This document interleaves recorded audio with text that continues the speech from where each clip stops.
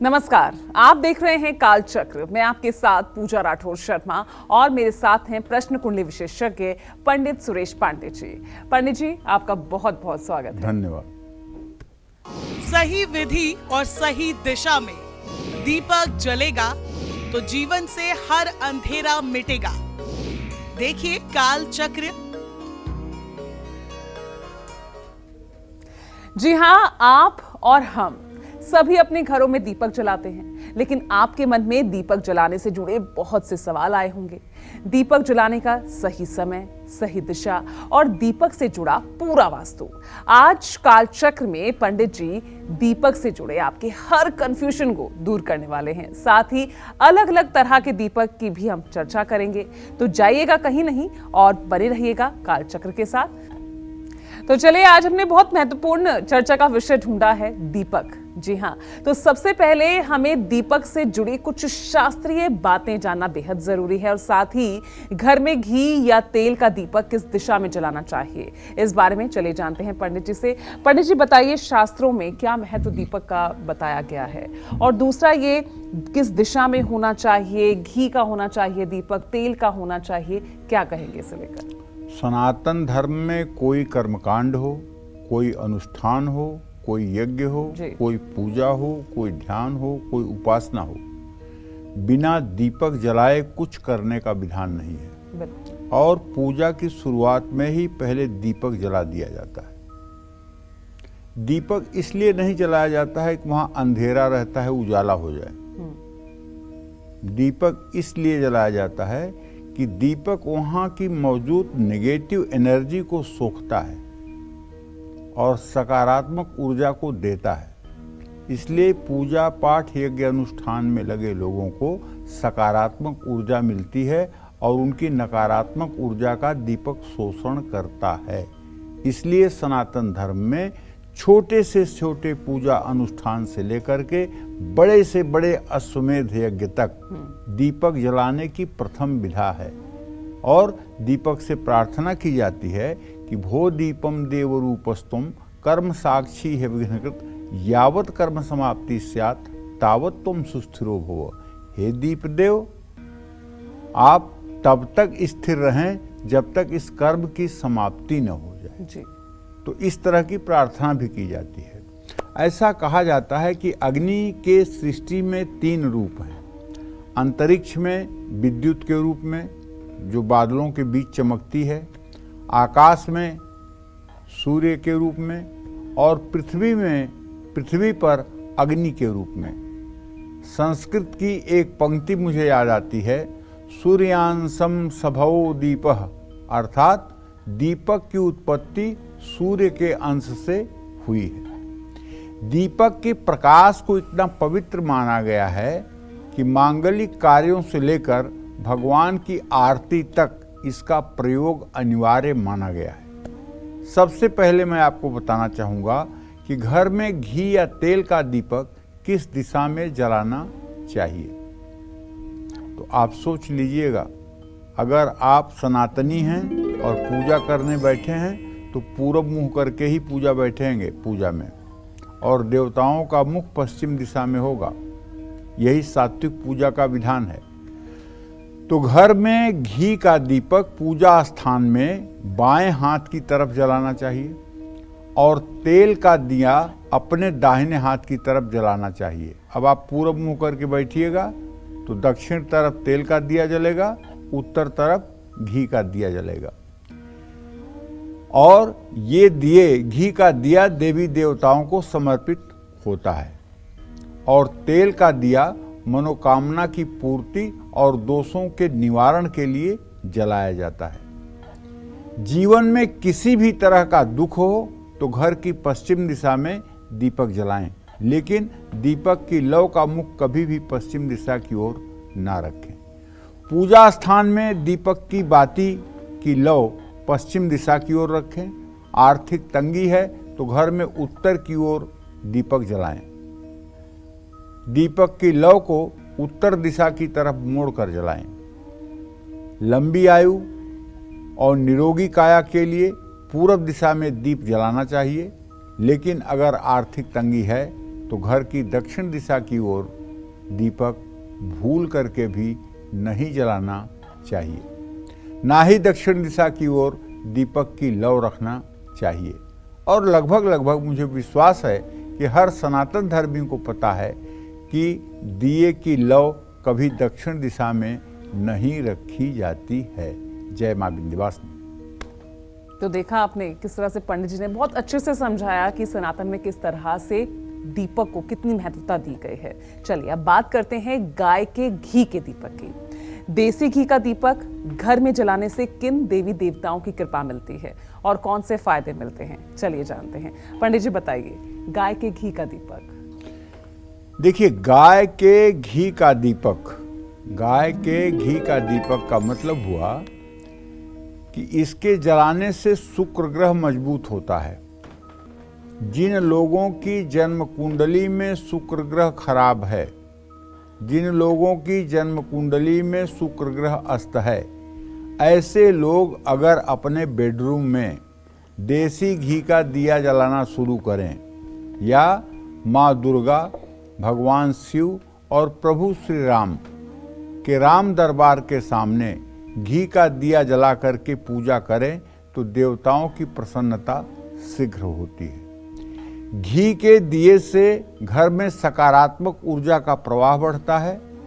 और जिन लोगों की जन्म कुंडली में शुक्र अच्छा नहीं है, शुक्र कन्या राशि में है, नीच राशि का है, अस्त है, पाप पीड़ित है, पापक ग्रहों से विद्ध है, शत्रुगृही है, तो उनको अपने घर में गाय के घी का दिया रोज जरूर सुबह शाम जलाना चाहिए।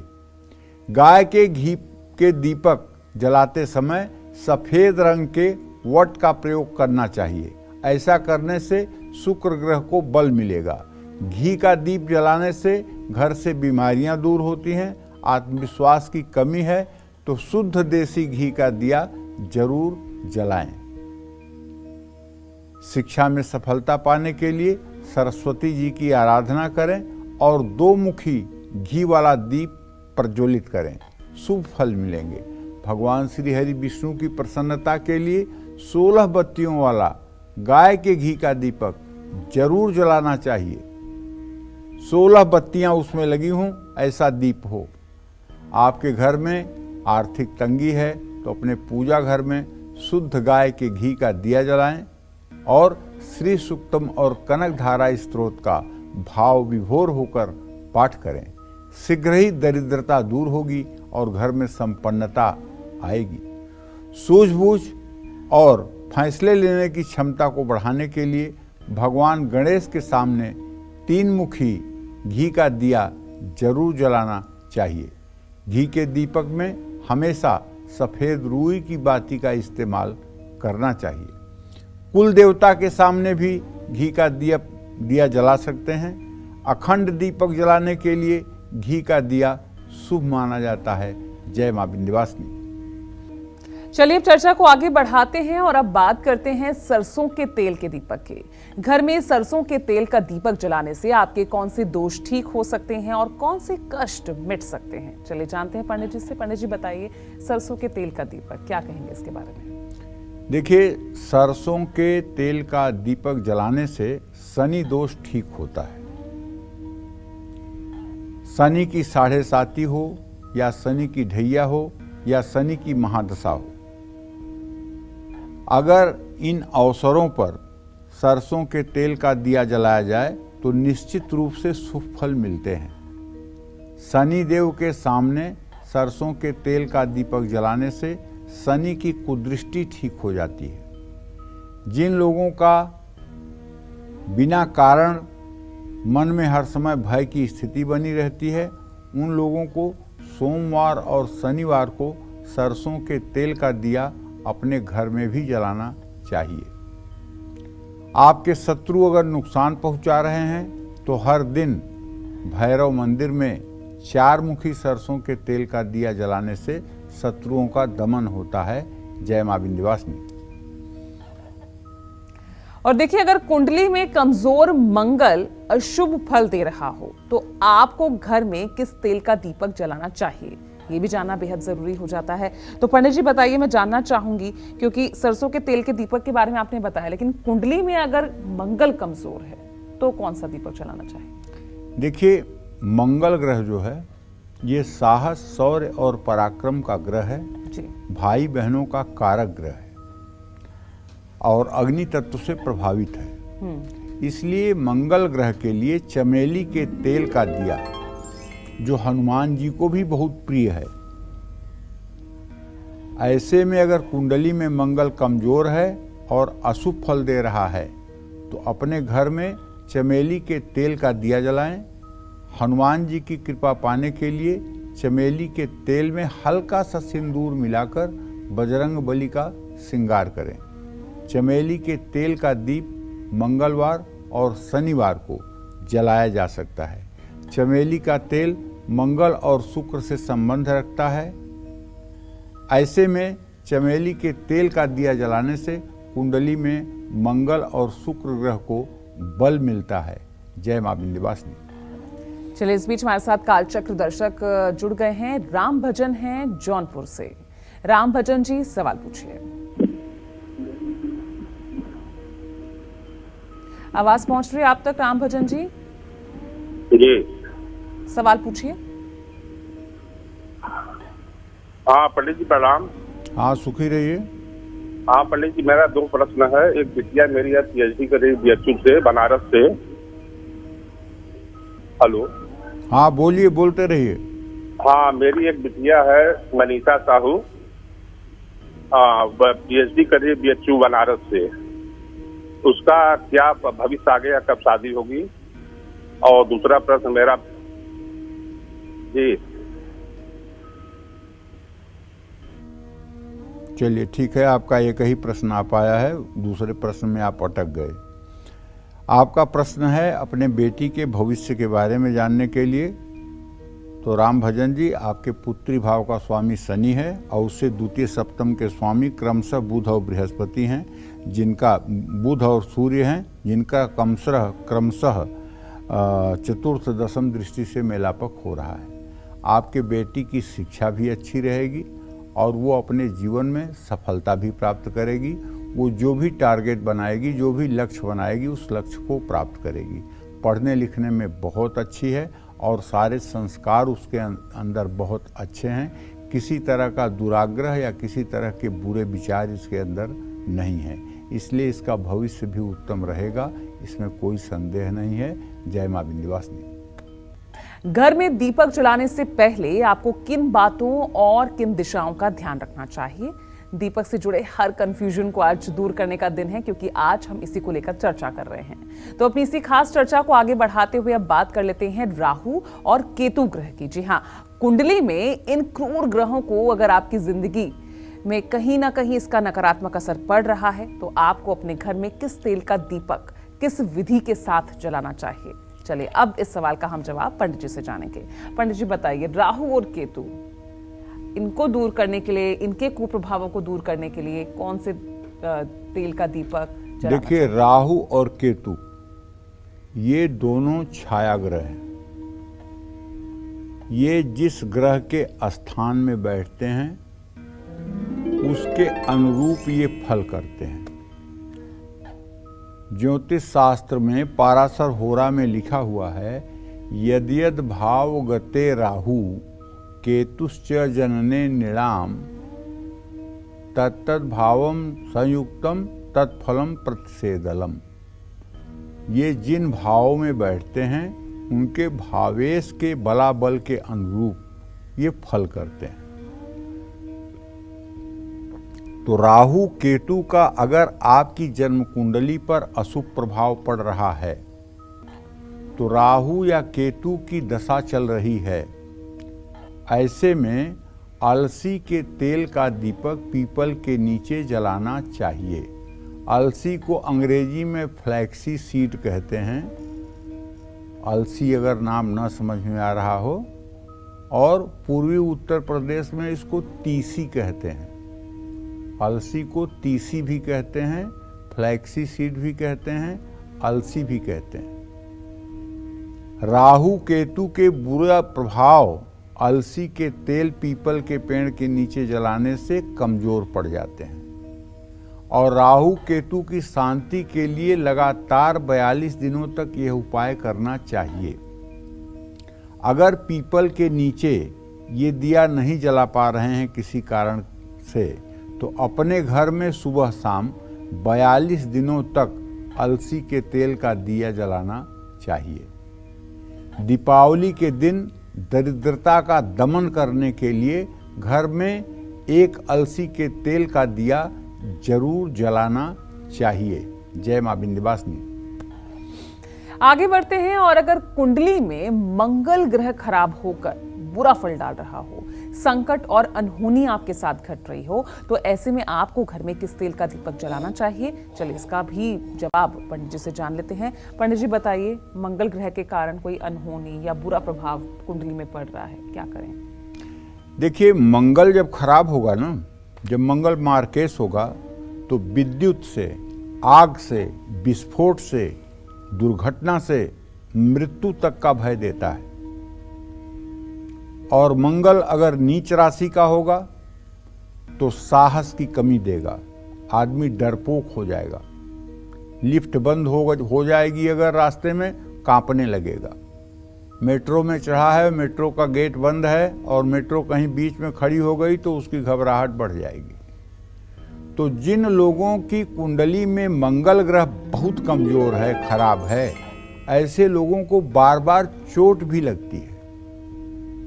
ऐसे लोगों के साथ छोटी बड़ी दुर्घटनाएं होती रहती हैं। ऐसे में घर में नीम के तेल का दिया जरूर जलाना चाहिए। नीम के तेल के साथ अगर महुए का भी तेल मिला लिया जाए और पूजा घर में दीप उसका जलाया जाए, तो निश्चित रूप से कुल देवता का आशीर्वाद प्राप्त होता है।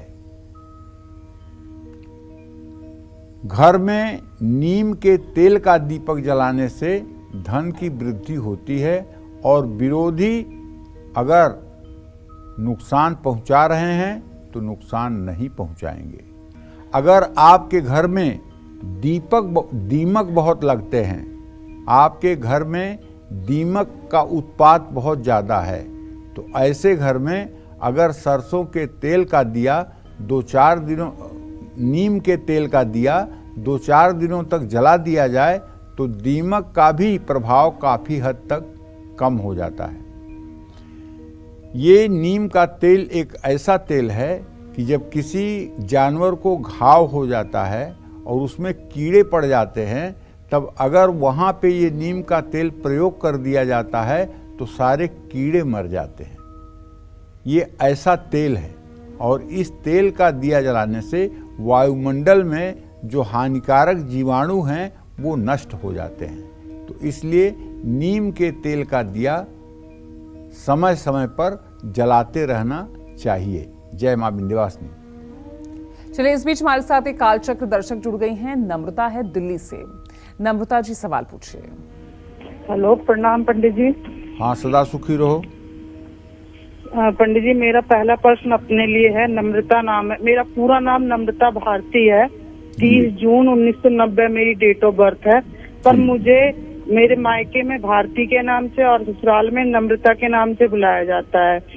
तो मैं अपनी राशि किस नाम के अकॉर्डिंग देखूं? वैसे मेरी कुंडली की राशि मीन राशि बनती है। कौन राशि तो मुझे बनती समझ है? नहीं, मीन राशि। तो मीन राशि से अपनी राशि देखा करो, इसमें पूछने की क्या बात है।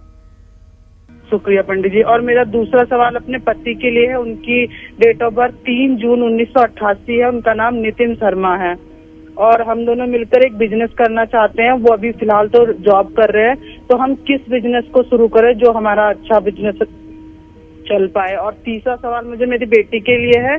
30 जून 2018 उसका डेट ऑफ बर्थ है। उसका भविष्य कैसा रहेगा?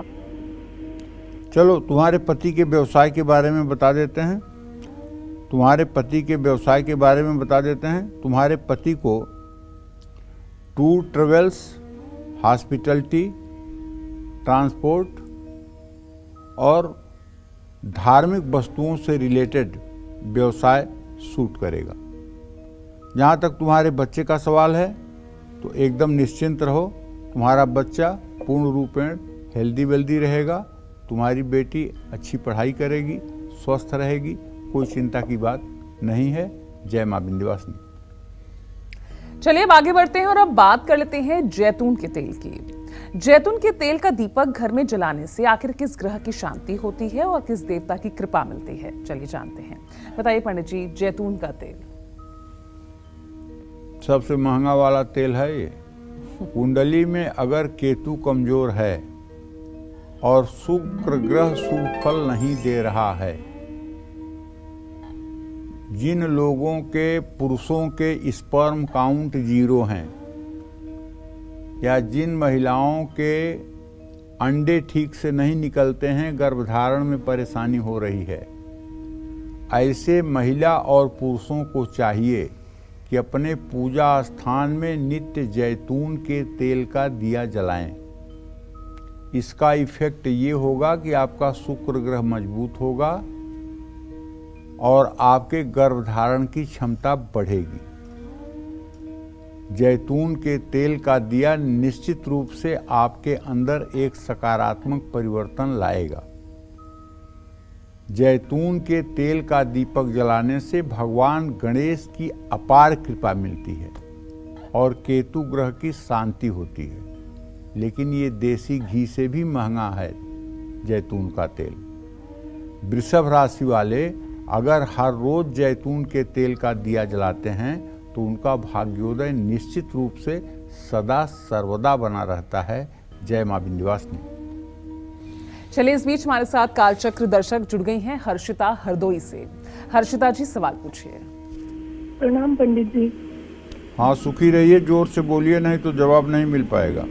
जी, हमारा जन्म 19 अगस्त 1998 शाम 7 बजे हुआ था।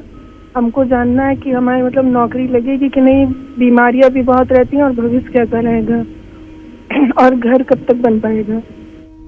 हर्षिता जी, ऐसा है कि आपका प्रश्न जो है उसके आधार पे आपको बताना चाहूँगा कि आपके आजीविका भाव का स्वामी मंगल, प्रश्न लग्न का भाव स्वामी चंद्रमा, चंद्रमा और मंगल की सदाष्टक योग की स्थिति कहीं से नहीं लगता है कि आपको नौकरी शीघ्र भविष्य में कहीं मिलने वाली है। अगर नौकरी मिलेगी भी तो 25 जनवरी 2025 के बाद तक का समय आपको इंतजार के रूप में देखना पड़ेगा। आपके छठे भाव को अगर मैं देख पा रहा हूं तो उसके हिसाब से उसका स्वामी बृहस्पति है जो राहु के साथ है। आपके शरीर में कमजोरी है, दर्द की स्थिति बनी रहती है और आपका खान पान ठीक से नहीं हो पाता है और हर समय आप दुर्बल और निर्बल बनी रहती हैं। इसके लिए आपको चाहिए कि आप बृहस्पतिवार के दिन केले के पेड़ में जल और हल्दी डालें, चने की दाल और गुड़ का भोग लगाएं और बाद में वो चने की दाल और गुड़ किसी गाय को खिलाएं। इससे आपकी सेहत में सुधार होगा। जहाँ तक घर का प्रश्न है तो उसके बारे में आपको बताना चाहूँगा कि सूर्य से चतुर्थ भाव का स्वामी शुक्र है। चंद्रमा और शुक्र की स्थिति सदाष्टक योग की बनी हुई है। अभी घर बनने में बहुत विलंब है। जय मां विंध्यवासिनी। और इस बीच हमारे साथ जुड़ गए हैं दिल्ली से निकिता। निकिता जी सवाल पूछिए। हेलो, हाँ, नमस्ते बोलिए। पंडित जी। सदा सुखी रहिए। पंडित जी, मेरे 3 प्रश्न हैं। एक, मेरे पापा की एज 54 या 55 के लगभग है, तो उनकी होमगार्ड मार्शल में जॉब है, तो उनकी आगे लगी रहेगी या हटने की चांसेस है। और दूसरा प्रश्न मेरा मम्मी के लिए है। उनकी एज जो है 48 के लगभग है और उनको ना काफी चोट लगती रहती है। वो कहीं भी गिर जाती है तो बहुत ज्यादा चोट लगती रहती है और अभी उनका हाथ भी नहीं उठ रहा आजकल। और देखिए, ऐसा है निकिता, आपने अपने पिता के आजीविका के बारे में प्रश्न पूछा है तो मैं बताना चाहूँगा कि आपके पिता भाव का स्वामी सूर्य है, उससे आजीविका भाव का स्वामी शुक्र है। सूर्य और शुक्र दोनों द्वितीय द्वादश की स्थिति में बैठे हुए हैं। अब आपके पिताजी बहुत ज़्यादा दिनों तक नौकरी नहीं करेंगे। अधिक से अधिक 2 साल 2.5 साल तक इनकी नौकरी और चलने वाली है। इसके बाद इनके रिटायरमेंट का समय पूर्ण रूपेण हो जाएगा। जहाँ तक आपने अपने माता के स्वास्थ्य के बारे में प्रश्न पूछा है तो उसके बारे में बताऊं कि आपके मम्मी को वात रोग है, जोड़ों में दर्द की शिकायत है और ये चलती हैं या मतलब कि रास्ता चलती हैं या उठती बैठती हैं तो उस समय पूर्ण रूपेण सतर्क नहीं रहती हैं, जिसके कारण छोटी छोटी गलतियों से इनको चोट लगने की संभावना बनी रहती है। तो इनको रोज नमः शिवाय का जप करना चाहिए और हर सोमवार को शिव मंदिर जाना चाहिए, जल दूध बेलपत्र चढ़ाना चाहिए और ओम नमः शिवाय का जप तो इन्हें सुबह शाम जरूर करना चाहिए अगर ये स्वस्थ रहना चाहती हैं तो।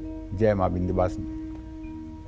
चलिए आगे बढ़ते हैं और अब बात करते हैं तिल के तेल के दीपक की। घर में तिल के तेल का दीपक जलाने से कौन से ग्रह मजबूत होते हैं, साथ ही और कौन से फायदे मिलते हैं, चलिए जानते हैं पंडित जी से।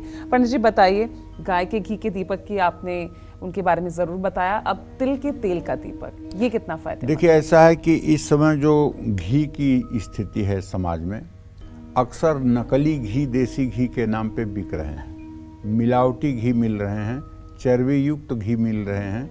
अपने घर का बना ही घी जो गाय का है उसे ही आप असली घी माने और बाकी जो भी घी मिल रहे हैं उसमें कहीं न कहीं दाल में काला है। आए दिन ऐसा समाचारों में सुनने को मिलता है। इसलिए तिल का तेल जो है वो शुद्ध है और उसका दिया जलाना भी हमारे दृष्टि में सब प्रकार से पवित्र है।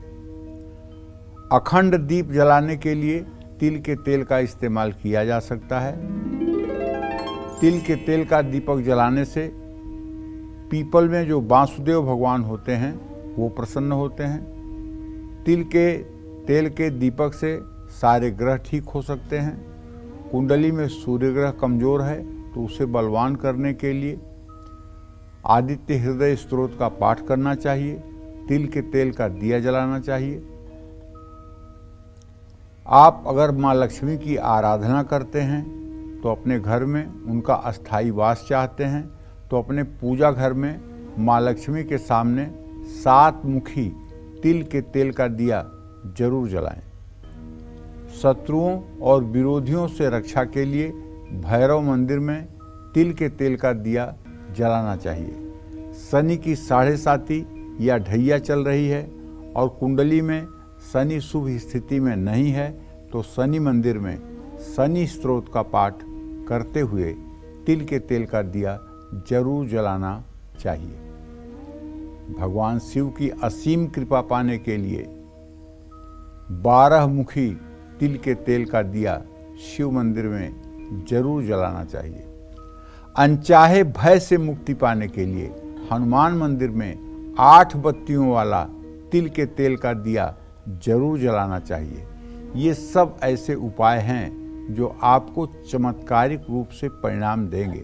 लेकिन एक बात समझिए, केवल दिया जलाने से सब कुछ नहीं होगा। अगर आप सोचें कि केवल दिया जलाने से सब कुछ ठीक हो जाए तो केवल दिया जलाने से नहीं ठीक होगा। इसके साथ साथ आपको अपना आचरण, आपको अपना व्यवहार और आपको अपने कर्म को भी ठीक करना पड़ेगा। जैसे बहुत कोई पैसा कमा ले या बहुत कोई शोहरत पा ले तो उसको सफल नहीं कहते हैं। सफल उसको कहते हैं जो अपने रिश्तों को बचा करके रखे, जो अपने रिश्तों को सजो करके रखे, उसको महान कहते हैं और उसका जीवन सफल होता है। आप आईएएस बन जाइए, आईपीएस बन जाइए और आपका 1 साल में तलाक हो जाए, आपका पारिवारिक जीवन छिन्न भिन्न हो जाए, आपके बच्चे आपसे दूर रहने लगें, आप दूर रहने लगें, ये कोई जीवन नहीं सफल हुआ। सफल जीवन वो है जहाँ नमक रोटी खा करके भी परिवार में सामंजस्य है, समता है, प्यार है, स्नेह है। तो सफल जीवन के लिए आचरण, आहार व्यवहार, ये सब चीज़ें जरूरी हैं। इसके साथ साथ जब आप देवी देवताओं की पूजा करेंगे, दिया जलाएंगे तो वो सोने पर सुहागा का काम करेगा। और कर्म बुरे करिए, झूठ बोलिए, बेईमानी करिए, दूसरों का धन लूटिए, व्यभिचार करिए और चाहे 7 मुखी दिया जलाइए, चाहे 32 मुखी दिया जलाइए, कुछ होने जाने वाला नहीं है। इस बात को भी ध्यान में जरूर रखना चाहिए। ये उपाय उन लोगों के लिए है जो लोग पवित्र मन से जीवन जीते हैं, दूसरों की भलाई करते हैं, किसी की निंदा नहीं करते हैं और सबके भला के लिए ईश्वर से प्रार्थना करते हैं, ये उपाय उन लोगों के लिए है और उन लोगों के लिए ये उपाय रामबाण जैसा काम करेगा। जय मां विंध्यवासिनी। चलिए, इस बीच एक कॉलर हमारे साथ जुड़ गए हैं। पल्लवी है अहमदाबाद से। पल्लवी जी, सवाल पूछिए। Hello hello. हाँ पल्लवी, बोलो। जी नमस्ते पंडित जी, मेरा नाम पल्लवी है। जी। पंडित जी, मेरे 2 सवाल हैं। पहला सवाल खुद के बारे में है। मेरा जन्म 16 जुलाई 1994 शाम को 4:30 बजे जयपुर राजस्थान में हुआ है। मुझे मेरी शादी के बारे में पूछना था कि मेरी शादीशुदा जिंदगी कैसी रहेगी। अभी मेरी शादी होने वाली है। उनका नाम शशांक है। उनका जन्म 15 अगस्त 1992 सुबह के 2:15 राजगढ़ राजस्थान में हुआ है। तो मेरी शादीशुदा जिंदगी कैसी रहेगी वो पूछना था। और एक प्रश्न और था पंडित जी, मेरे 2 भाई हैं। उनमें जो छोटे भाई है उनकी पत्नी का नाम भावना है, तो वो है अभी 26 साल की, 27 साल की। तो उनके बारे में पूछना था कि क्या उनकी सरकारी नौकरी लगेगी क्या, वो टीचिंग। देखो, जहाँ तक तुम्हारे वैवाहिक जीवन के भविष्य का प्रश्न है तो बुध और बृहस्पति दोनों की पंचम नवम स्थिति इस बात का संकेत है कि तुम्हारा वैवाहिक जीवन अति उत्तम होगा। इसमें कोई संदेह, कोई गुंजाइश कमी की नहीं है। तुम्हारा वैवाहिक जीवन सचमुच में बहुत ही अच्छा रहेगा और बहुत अच्छे ढंग से तुम्हारा जीवन व्यतीत होगा। और पल्लवी, तुमने अपने छोटे भाई के पत्नी के बारे में जो प्रश्न किया है तो उसके बारे में बताऊं कि मंगल और शुक्र की स्थिति एक साथ है। उसका भी भविष्य ठीक है, लेकिन उसके अंदर क्रोध की अधिकता है। उसे चाहिए कि अनंत मूल की जड़ लाल धागे में करके और अपने गले में मंगलवार को धारण करे। इससे उसका स्वास्थ्य भी ठीक रहेगा और मन भी ठीक रहेगा। जय मां विंध्यवासिनी। और इस बीच हमारे साथ एक और कालचक्र दर्शक जुड़ गई हैं। सुनीता है अंबाला से। सुनीता जी, सवाल पूछिए। हेलो हेलो पंडित जी, नमस्कार। मैं उनकी बेटी बोल रही हूँ। मेरा नाम हरमन है और मेरी डेट ऑफ बर्थ 21 जून 2004 है। मैं बीएससी नर्सिंग की तैयारी कर रही हूँ। मेरा सरकारी कॉलेज में एडमिशन हो जाएगा या नहीं, और मेरे भविष्य के बारे में बताइएगा पंडित जी। हरमन, तुम्हारे पंचम भाव का स्वामी मंगल है, जो चंद्रमा से इस समय षडाष्टक योग में है। अभी बहुत मेहनत करना पड़ेगा। अगर बीएससी नर्सिंग के लिए तुम सरकारी कॉलेज चाहती हो तो तैयारी के लिए आपको मेहनत करना पड़ेगा। अभी आपकी मेहनत पर्याप्त नहीं है। मेहनत करिए तो सफलता आपको मिलेगी, इसमें कोई दो राय नहीं है। जय मां विंध्यवासिनी। चलिए आगे बढ़ते हैं, चर्चा को आगे बढ़ाते हैं और अब जानते हैं कि किस्मत का साथ पाने के लिए और जीवन साथी की अच्छी सेहत और लंबी आयु के लिए घर में किस तेल का दीपक जलाना चाहिए। पंडित जी बताइए, अच्छा स्वास्थ्य रहे, अच्छा जीवन साथी मिले, तरक्की मिले, कौन सा तेल का दीपक? वैसे तो कहते हैं, सुनहु भरत भावी प्रबल बिलखि कहूँ मुनिनाथ, हानि लाभ जीवन मरण जस अप जस विधि हाथ। विधाता के हाथ में 6 चीजें हैं। पूजा, हानि लाभ, जीवन मरण, जस और अपजस, ये विधाता के हाथ। भगवान विष्णु सबके पालक हैं, सबके सर्जक हैं और सभी देवताओं में बड़ा उनका सम्मान है जी। लेकिन वो भी विवश हैं। अगर वो स्वतंत्र होते तो पूजा बताओ, मछली का रूप वो क्यों धारण करते? सही बात। कितनी निम्न कोटि की योनि है मछली। सूअर का रूप वो बाराह रूप क्यों धारण करते? कितना निम्न कोटि की ये योनि है। बिल्कुल। हयग्रीव का रूप वो क्यों धारण करते? घोड़े का सर लगा करके। कितनी निम्न कोटि की ये योनि है। जी। नरसिंह रूप क्यों धारण करते? तो कहने का मतलब, जगत के पालनहार जो हैं भगवान श्री हरि विष्णु, वो भी जगत जननी जगदम्बा पराम्बिका के अधीन है और उन्हीं के आदेश और उन्हीं के अनुसार इनको भी नाना प्रकार के अवतारों में आना पड़ता है, वो भी स्वतंत्र नहीं है। तो इसलिए जो संसार में पैदा हुआ है उस सभी व्यक्ति को सुख दुख के दौर से गुजरना पड़ेगा, लेकिन दुख आ जाए तो विचलित नहीं होना चाहिए, बल्कि दुखों के समाधान के लिए उपाय करना चाहिए। बिल्कुल। अगर दुख आ जाए और विचलित होकर के आप रोना धोना शुरू कर दें तो विपत्ति और बढ़ जाती है। और विपत्ति के समय यदि आप धैर्य धारण करके और पुरुषार्थ पूर्वक उसके समाधान के लिए प्रयास करते हैं तो विपत्ति थोड़े समय के लिए यादगार बन के जरूर रह जाती है, लेकिन आप उन परेशानियों से निकल जाते हैं। बिल्कुल। तो विपत्ति तो आना स्वाभाविक है, ये ग्रह गोचर अदैवाधीन है, लेकिन उसको दूर करने की सामर्थ्य आपके अंदर होना चाहिए। जब भगवान श्री हरि विष्णु भी शक्ति के अधीन हैं, ब्रह्मदेव शक्ति के अधीन हैं, भगवान शिव भी शक्ति के अधीन हैं। शिव में ई अगर निकाल लिया जाए शिव में से तो 100 बचता है। और ई क्या है? विष्णु के अंदर जो सात्विकी शक्ति है, ब्रह्मा के अंदर जो राजसी शक्ति है, शिव के अंदर जो तामसी शक्ति है, यही तीनों शक्तियां त्रिगुणात्मिका शक्ति वही पराम्बा है, वही जगत जननी जगदम्बा है जो सबको नियंत्रित करती है। तो कहने का आशय यह है कि अगर आप चाहते हैं कि जीवन साथी को लंबी आयु मिले, आरोग्यता मिले, तो महुए के तेल का आप दिया जला सकते हैं। महुए के तेल का दिया जलाने से अल्पायु योग भी नष्ट हो जाता है, लेकिन महुए का तेल का दिया जला के आपको महामृत्युंजय मंत्र का रोज 10 माला जप 150 दिन करना चाहिए। नीम के तेल में महुए का तेल मिलाकर के पूजा घर में दीपक जलाने से कुल देवता का आशीर्वाद प्राप्त होता है, लेकिन ज्यादा देर तक नीम के तेल का दिया नहीं जलाना चाहिए, क्योंकि उसका धुआं जो होता है वो कीटाणुओं के लिए तो नुकसानदायक है।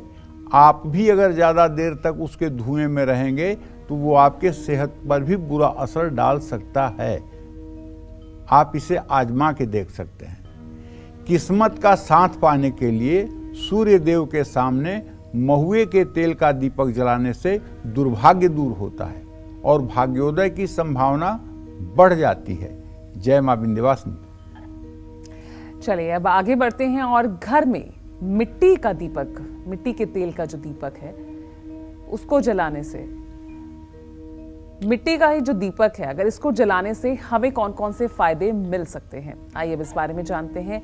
पंडित जी बताइए, मिट्टी का दीपक, हालांकि आपने इस बारे में महत्वपूर्ण जानकारी दी है, तो इसको जलाने के कौन कौन से फायदे हैं? जिस तरह से ये शरीर 5 तत्व से बना हुआ है जी, और इसमें से एक बार प्राण निकल जाता है तो ये शरीर फिर किसी काम का नहीं रहता है, ठीक है। उसी तरह से 5 तत्व से मिट्टी के बर्तन बनते हैं जी। वो मिट्टी का दिया हो गया, मिट्टी का कुल्हड़ हो गया, ठीक है ना। तो उसका उपयोग सिर्फ एक ही बार किया जाता है। मिट्टी के दिए में एक बार आपने दिया जला दिया और दिया बुझ गया तो दोबारा उस दीप का प्रयोग आप नहीं कर सकते, क्योंकि पंच तत्व से बनी चीज एक बार उपयोग के लिए होती है। जैसे ये शरीर है, इससे अगर प्राण निकल गया तो फिर इसकी कोई उपयोगिता नहीं है। उसी तरह से छित जल पावक गगन समीर 5 तत्व से वो मिट्टी का दीपक भी बना हुआ है। मिट्टी के कुल्हड़ में अगर आपने चाय पी है तो इसका मतलब नहीं कि धोकर रख लीजिए फिर उस कुल्हड़ में आप चाय पिएंगे, नहीं, उसको आपको फेंकना ही है। तो इसलिए मिट्टी का दिया जो है या मिट्टी का पात्र जो है वो पंच तत्व से बनता है और एक बार खाली होने के बाद उसका दोबारा इस्तेमाल नहीं किया जाता है। ज्योतिष में मिट्टी को मंगल का कारक माना गया है, इसलिए कि मंगल पृथ्वी का पुत्र है। मंगलो भूमि पुत्रस्य, तो मंगल पृथ्वी का पुत्र है और मिट्टी पृथ्वी से ही निकलती है। तो मिट्टी से सुख, शांति और सौभाग्य की प्राप्ति होती है। और कुंडली में शनि और मंगल अगर शुभ स्थिति में हों ना हों, तो शुक्र भी बलहीन हो, तो घर में मिट्टी के दिए जरूर जलाने चाहिए। घर के आंगन या तुलसी के पौधे के पास मिट्टी का दिया जलाने से सुख शांति बनी रहती है, इसमें कोई दो राय नहीं है। जय मां विंध्यवासिनी। चलिए अब जानते हैं देसी गाय के गोबर से बने दीपक को जलाने से कौन से दोष और मुश्किलें दूर होती हैं। जानते हैं पंडित जी से। पंडित जी बताइए। देखिए, अभी तक तो हम तेल की बात कर रहे थे, बिल्कुल। अब हम दिए की बात कर रहे हैं।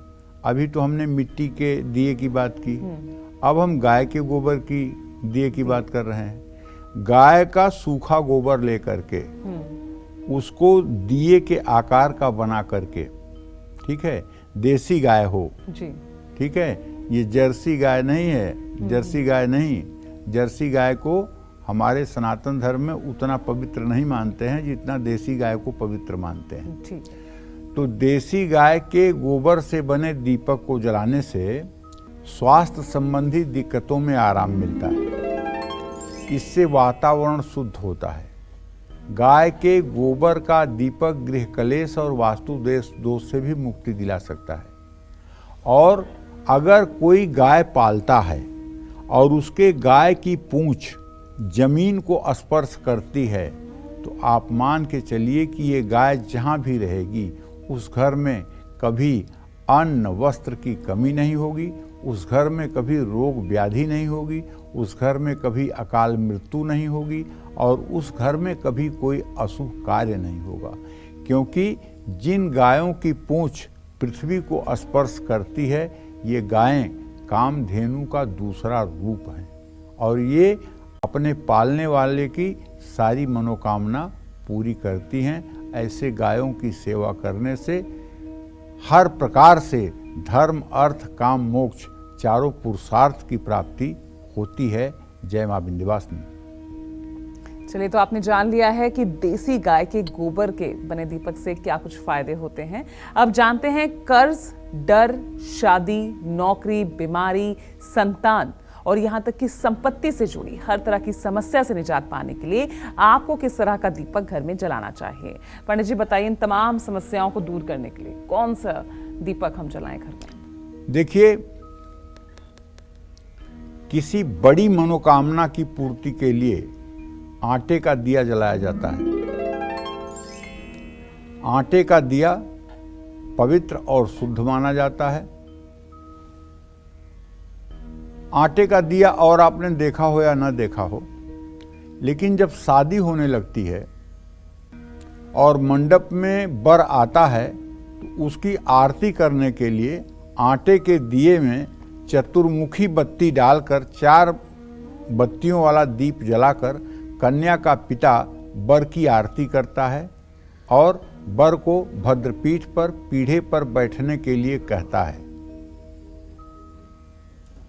आटे का दीपक जलाने से कर्ज से मुक्ति मिलती है, भय से मुक्ति मिलती है, विवाह में देरी हो रही है, नौकरी, बीमारी, संतान, संपत्ति, क्लेश, कानूनी मामलों जैसी समस्याओं से और आर्थिक संकट से मुक्ति मिलती है।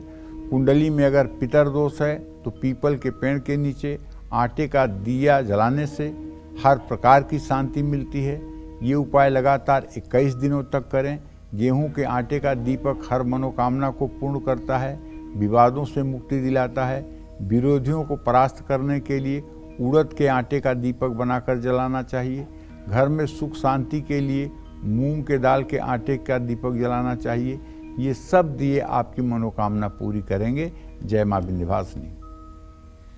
और चलिए अब जानते हैं कि आखिर क्या है नवधान्य का दीपक। कैसे नवधान्य का दीपक आपको बड़े बड़े फायदे दे सकता है। पंडित जी बताइए, ये नवधान्य दीपक। देखिए, 9 तरह के अनाज को पीस करके बनाया गया जो दीपक होता है वो नवधान्य दीपक कहलाता है। ये सकारात्मक ऊर्जा देता है। नवधान्य से बना दीपक व्यक्ति को बुरे ग्रहों के प्रभावों से बचाता है और 9 ग्रहों की कृपा दृष्टि दिलाता है। जय मां विंध्यवासिनी।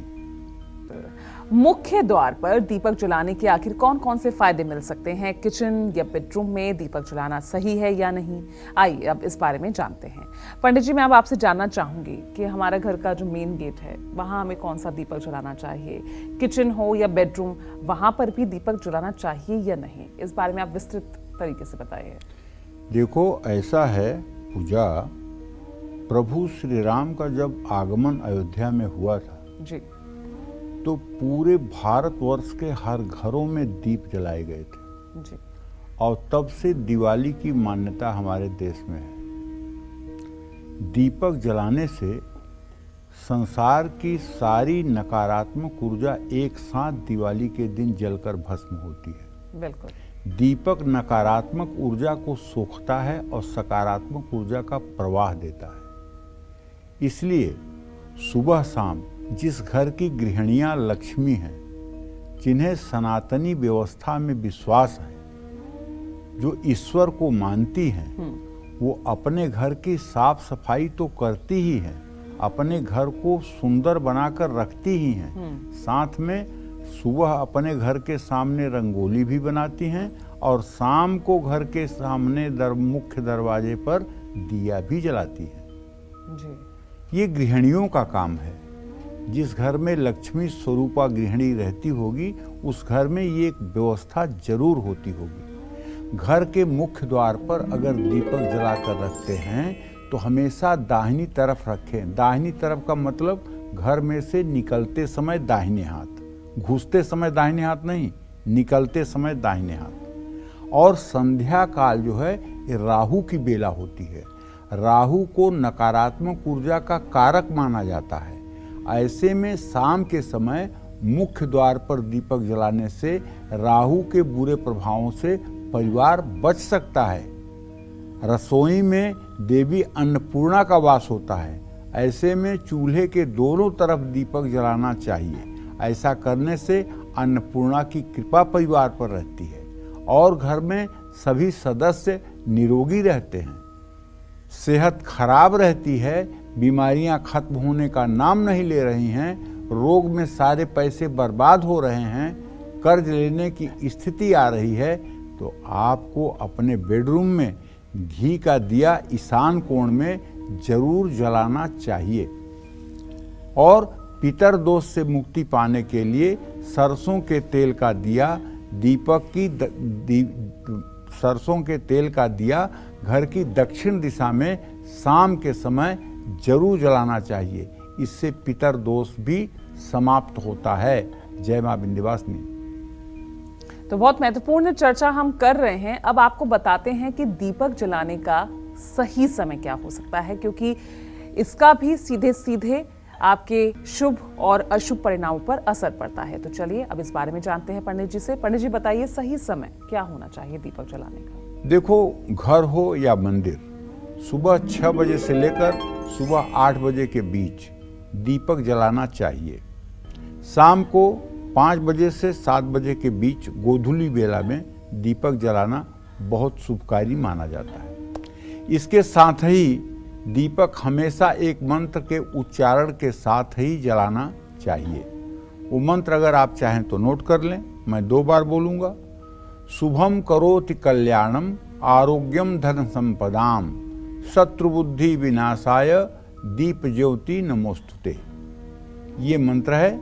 इस मंत्र के साथ अगर आप दीपक जलाएंगे तो आपकी मनोकामना निसंदेह पूरी होगी। जय मां विंध्यवासिनी।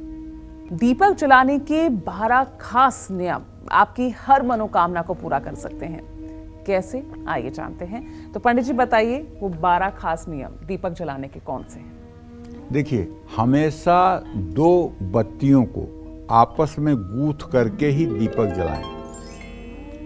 सिर्फ फूल वाली बाती ही अकेली जलाई जाती है, जो खड़ी बाती होती है। पूजा का दिया हमेशा साफ होना चाहिए और मिट्टी का दिया सिर्फ एक बार प्रयोग में लाना चाहिए। मिट्टी के दिए में अगर कोई दीपक बुझ जाता है तो फिर दोबारा नए दीपक का प्रयोग करना चाहिए। उसमें दोबारा बत्ती डाल करके दूसरा दिया दूसरी बार नहीं जलाना चाहिए। खंडित दीपक कभी भूल करके भी नहीं जलाना चाहिए और पूजा के बीच में कभी भी अपने से दीपक नहीं बुझाना चाहिए। जब भी घर में दीपक जलाएं तो अपने घर के कोने कोने में दीपक की ज्योति जरूर दिखाएं। ऐसे में घर की सारी नकारात्मक ऊर्जा दूर हो जाती है। कभी भी किसी कपड़े के ऊपर दीपक रख करके ना जलाएं, उसे किसी प्लेट पर रख करके जलाएं, लेकिन प्लेट में भी थोड़ा सा चावल रख करके तब उसके ऊपर दीप को रखें। दीपक को अन्न का आसन जरूर देना चाहिए। दीपक को कभी भी फूंक मार करके भूल करके भी ना बुझाएं। घर में दीपक जल रहा है तो घर में ताला लगा करके घर के बाहर न जाएं। दीपक जलाने के बाद उसके पास फूल और पानी, ये 2 चीजें जरूर रखें, इससे शुभता बढ़ती है। तुलसी के पौधे में दीपक जरूर जलाएं। घी के दीपक के लिए सफेद रुई की बत्ती और तेल के दीपक के लिए कलावे की बत्ती उपयोग में लाना चाहिए। जय मां विंध्यवासिनी। तो चलिए, आपने जान लिए हैं वो 12 नियम दीपक जलाने के। तो आज की महत्वपूर्ण चर्चा आज पंडित जी ने की है। तो पंडित जी बहुत बहुत शुक्रिया इतनी महत्वपूर्ण जानकारी दर्शकों को देने के लिए। और हमें भी उम्मीद है कि आपको आज का ये विषय बेहद पसंद आया होगा और कल फिर एक नए विषय और आपकी परेशानियों को दूर करने के लिए ढेरों उपाय लेकर आएंगे हम पंडित सुरेश पांडे जी के साथ। तब तक के लिए कालचक्र की पूरी टीम को इजाजत दीजिएगा। नमस्कार।